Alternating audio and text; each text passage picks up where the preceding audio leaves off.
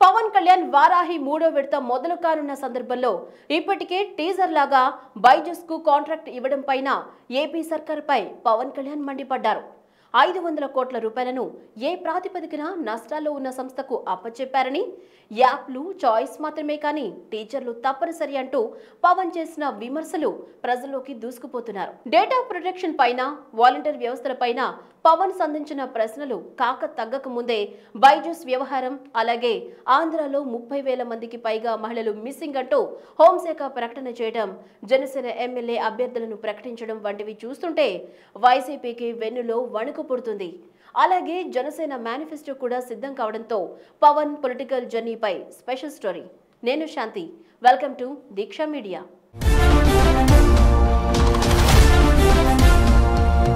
పవన్ కళ్యాణ్ రెండో విడత వారాహి యాత్రలో ఆంధ్రప్రదేశ్లో మహిళలు పెద్ద ఎత్తున మిస్ అవుతున్నారని, వితంతువుల మీద, ఒంటరి ఆడపిల్లల మీద అఘాయిత్యాలు పెరుగుతున్నాయని తీవ్ర ఆరోపణలు గుప్పించారు. ఈ ఆరోపణలు నిరాధారమైనవని వైసీపీ ఖండించినప్పటికీ హోంశాఖ సహాయ మంత్రి రాజ్యసభలో ఆంధ్రప్రదేశ్లో 30,000 మందికి పైగా మహిళలు మిస్సింగ్ అంటూ లిఖితపూర్వక ప్రకటన చేయడం పవన్ కళ్యాణ్ వ్యాఖ్యలను బలపరిచినట్లయింది. తెలుగు రాష్ట్రాల్లో 18 ఏళ్లలోపు బాలికలు, మహిళలు వేలాదిగా ప్రతి ఏటా మిస్ అవుతున్నారని హోంశాఖ సహాయ మంత్రి అజయ్ మిశ్రా రాజ్యసభలో లిఖితపూర్వకంగా సమాధానమిచ్చారు. 2019 నుంచి 21 వరకు రాష్ట్రంలో 7,928 మంది బాలికలు, 22,278 మంది మహిళలు అదృశ్యమయ్యారని పేర్కొన్నారు. దీనిపై ఆంధ్రప్రదేశ్ రాష్ట్ర డీజీపీ రాజేంద్ర రెడ్డి స్పందిస్తూ, తప్పిపోయిన మాట వాస్తవమే, కానీ అందులో 23,000 మంది తిరిగి వచ్చారని తెలిపారు. బాలికలు, మహిళలు ఇళ్ల నుంచి వెళ్లిపోవడానికి అనేక సామాజిక కారణాలు ఉన్నాయని పేర్కొన్నారు. అంటే 3 సంవత్సరాల కాలంలో, అంటే 2019 నుంచి 2021 డిసెంబర్కి కాను ఎన్సీఆర్బీ స్టాటిస్టిక్స్ ఏం చెప్తున్నాయంటే 26,000 మంది దరిదాపు మహిళలు మిస్ అయ్యారు. మహిళలు, పిల్లలు, అంటే లెస్ దాన్ 18లో ఉన్నవాళ్ళు, మోర్ దాన్ 18 ఇయర్స్లో ఉన్నవాళ్ళు మిస్ అయినట్టుగా ఎన్సీఆర్బీ స్టాటిస్టిక్స్లోనే ఉంది ఇది. దీనిపై మహిళా కమిషన్ చైర్మన్ వాసిరెడ్డి పద్మ స్పందిస్తూ, టీనేజ్ అమ్మాయిలు మాయమవడానికి కారణం లవ్ స్టోరీలకు సంబంధించిన సినిమాలు కాదా? పవన్ కళ్యాణ్ వారి ప్రొడ్యూసర్లు తీసిన సినిమాల్లోని పిచ్చి పిచ్చి డాన్సులు, వెర్రి కథల కారణంగానే ఆంధ్రప్రదేశ్లో టీనేజ్ అమ్మాయిలు మాయమవుతున్నారని అన్నారు. మహిళల అదృశ్యానికి కారణాలేంటి మీకు తెలియదా?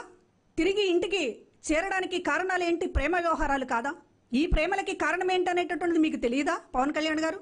మీరు మీ ప్రొడ్యూసర్లు తీస్తున్నటువంటి టీనేజ్ లవ్ స్టోరీలు, పిచ్చి పిచ్చి కథలు, వెర్రి వెర్రి డాన్సులు, ఇవేవి కారణం కాదా? అసలు వీటి పాత్రే లేదా? వాసిరెడ్డి పద్మ చేసిన వ్యాఖ్యలు ట్రోల్ చేస్తూ జన సైనికులు సోషల్ మీడియాలో విరుచుకుపడుతున్నారు. ఈ వ్యవహారం చల్లారక ముందే నష్టాల్లో ఉన్న బైజూస్ కంపెనీకి కోట్ల రూపాయల కాంట్రాక్ట్ ఎందుకు ఇచ్చారని పవన్ కళ్యాణ్ ట్విట్టర్ వేదికగా ప్రశ్నల వర్షం కురిపించారు. మెగా డిఎస్సీ లేదు, టీచర్ రిక్రూట్మెంటు లేదు, పాఠశాలలో టాయిలెట్లు, మరమ్మతులు లేవు. కానీ కోట్ల రూపాయలు సాఫ్ట్వేర్ పైన ఖర్చు పెట్టాలా, లేదా పాఠాలు చెప్పే ఉపాధ్యాయులను రిక్రూట్ చేసుకోవాలా అని జనసేనాని సంధించిన ప్రశ్నలతో ప్రభుత్వం ఉక్కిరిబిక్కిరైంది. బైజూస్ మీద డీటెయిల్ గా పవన్ కళ్యాణ్ అందించిన ప్రశ్నలు ఇలా ఉన్నాయి. ప్రభుత్వం బైజూస్ కంటెంట్ లోడ్ చేసిన టాబ్లెట్స్ కోసం దాదాపు 580 కోట్లు ఖర్చు చేస్తుంది. బహిరంగ మార్కెట్ లో ఒక్కొక్క టాబ్లెట్ విలువ 18,000 నుంచి 20,000 వరకు ఉన్నాయని పవన్ తెలిపారు. బైజూస్ కంటెంట్ కోసం వచ్చే సంవత్సరం నుంచి ఖర్చు ఎవరు చెల్లిస్తారు? కంపెనీ వారు ప్రతి సంవత్సరం ఉచితంగా ఇస్తారా? ఈ విషయంలో క్లారిటీ లోపించింది అని పవన్ ప్రశ్నించారు. Byju's CEO Raveendran company corporate social రెస్పాన్సిబిలిటీలో భాగంగా 8వ తరగతి విద్యార్థులకు ఉచితంగా కంటెంట్ లోడ్ చేసి ఇస్తామని ఒప్పుకున్నారు. 8వ తరగతి విద్యార్థులకు ప్రతి సంవత్సరం బైజూస్ వారు కంటెంట్ లోడ్ చేసిన టాబ్లెట్లు ఉచితంగా ఇస్తారని ప్రభుత్వం చెప్పింది. కానీ బైజూస్ సంస్థ మాత్రం ఎక్కడా ఇప్పటి నుంచి ప్రతి సంవత్సరం ఉచితంగా కంటెంట్ ఇస్తామని చెప్పలేదు. ఒకవేళ కంపెనీ వారు ఖర్చు భరించకపోతే ఆ ఖర్చు ఎవరు భరిస్తారు? ఏపీ ప్రభుత్వమా, లేక విద్యార్థులా? ఒకవేళ ప్రభుత్వం భరిస్తే మరో 750 కోట్లు బైజూస్ కంటెంట్ కోసం ఖర్చు చేయాల్సి ఉంటుంది అని పవన్ అన్నారు. 8వ తరగతి నుంచి 9వ తరగతికి విద్యార్థులు వచ్చినప్పుడు వారి పరిస్థితి ఏంటి? 9వ తరగతి కంటెంట్ ఖర్చు ఎవరు భరిస్తారు అని జనసేనాని ప్రశ్నించారు. బైజూస్ సంస్థ వారు ఏ మాధ్యమంలో ఏ సిలబస్ అందజేస్తారు? వారు ఏ విధానం ఆధారంగా సిలబస్ రూపొందిస్తున్నారు? సిబిఎస్ఈ స్టేట్ సిలబస్ లేదా అంతర్జాతీయ కోర్సులు అందిస్తున్నారా అని అడిగారు. సిబిఎస్ఈ సిలబస్ ఆధారంగా కంటెంట్ రూపొందించాం అని బైజూస్ సంస్థ వారు పేర్కొన్నారు. దీనిపై ప్రభుత్వం వివరణ ఇవ్వాలని కోరారు. వచ్చే సంవత్సరం మళ్లీ ప్రభుత్వం 580 కోట్ల ఖర్చుతో 5 లక్షల టాబ్లెట్లు కొననుందా అని జనసేనాని ప్రశ్నించారు. పవన్ సంధించిన ప్రశ్నలకు బొత్స సమాధానమిచ్చారు. గూగుల్లో సెర్చ్ చేస్తే బైజూస్ డీటెయిల్స్ వస్తాయని, పవన్ కి క్లాసెస్ చెప్పడానికి నేను రెడీ, హోంవర్క్ చేయడానికి పవన్ కళ్యాణ్ సిద్ధమైనా అంటూ ప్రశ్నించారు. దీనిపై బొత్సకు కౌంటర్ ఇస్తూ నేను అడిగిన వాటికి సూటిగా సమాధానం చెప్పండి సార్ అని పవన్ అన్నారు. గూగుల్లో బైజూస్ అని సెర్చ్ చేస్తే కంపెనీ నష్టాల్లో ఉందని ఇట్టే తేలిపోతుంది. నష్టాల్లో ఉన్న కంపెనీకి ఇంత పెద్ద కాంట్రాక్ట్ జగన్ ఎందుకు ఇచ్చారు? అందులో మతలబులు ఏంటి అని పవన్ ప్రశ్నించారు. ఈ కాంట్రాక్ట్ ఇచ్చే ముందు విద్యాశాఖ అధికారులతో, డిఈఓ, ఎంఈఓలతో సమావేశం నిర్వహించారా? వారి అభిప్రాయాలను పరిగణలోకి తీసుకున్నారా? వీటికి సమాధానాలు చెప్పండి బొత్స గారు అంటూ మంత్రిని నిలదీశారు. మహిళల మిస్సింగ్, బైజూస్ కాంట్రవర్సీలు కొనసాగుతుండగానే 3వ విడత వారాహి యాత్రకు జన శ్రేణులు రెడీ అయిపోయాయి. ఇక నుంచి ప్రజల్లో మమేకమవుతూ మంగళగిరిలోనే ఉండిపోవాలని జనసేన నిశ్చయించారు.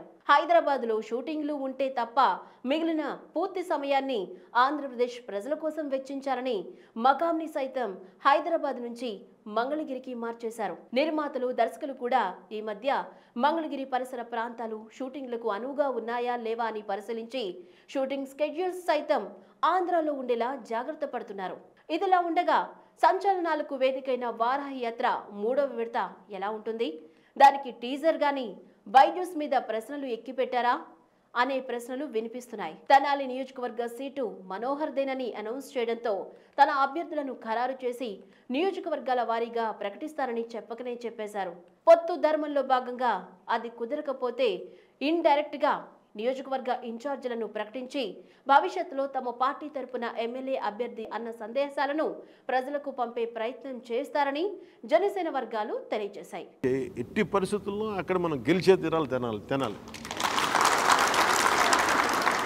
నేను అదే చెప్పాను సార్, మీరు ఒక మీటింగ్ 2 మీటింగ్లు పెట్టకండి, నేను ప్రతి స్థాయిలో అన్ని స్థాయిలో నేను కలుస్తాను మా నాయకులందరినీ. నేను కూర్చోబెట్టి ఎట్టి పరిస్థితుల్లో, ఎందుకంటే మీ ప్రజెన్స్ మీది అసెంబ్లీలో ఉండాలి ఇక్కడ కంపల్సరీగా. అదే మీరందరూ దీవెనలు ఇవ్వాలి. మీరు బలంగా పనిచేసే కదా, మరి మీ తినాలి మాది తినాలి. ఇదే జరిగితే జనసేన శ్రేణులు పండగ చేసుకుంటాయి. కానీ వైసీపీ పరిస్థితి అందుకు భిన్నంగా కంగు తినడం ఖాయమని రాజకీయ విశ్లేషకులు తెలియజేస్తున్నారు. మరో ముఖ్యమైన అంశం జనసేన మేనిఫెస్టో. సుత్తి లేకుండా సూటిగా సరళమైన భాషలో 2-3 పేజీల్లో పొందికగా ప్రిపేర్ చేస్తున్నట్లు జనసేన వర్గాలు తెలియజేస్తున్నాయి. ఈ మేనిఫెస్టో రోల్ మోడల్గా ఎటువంటి వివాదాలు, ఆర్భాటాలు లేకుండా స్కామ్లకు ఆస్కారం ఉండకుండా తయారు చేస్తున్నట్లు విశ్వసనీయ సమాచారం.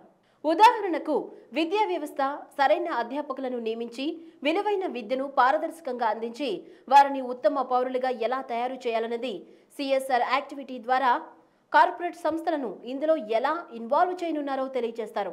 ఇలాంటి అంశాలు ఎన్నో జనసేన మేనిఫెస్టోలో పొందుపరచనున్నారు.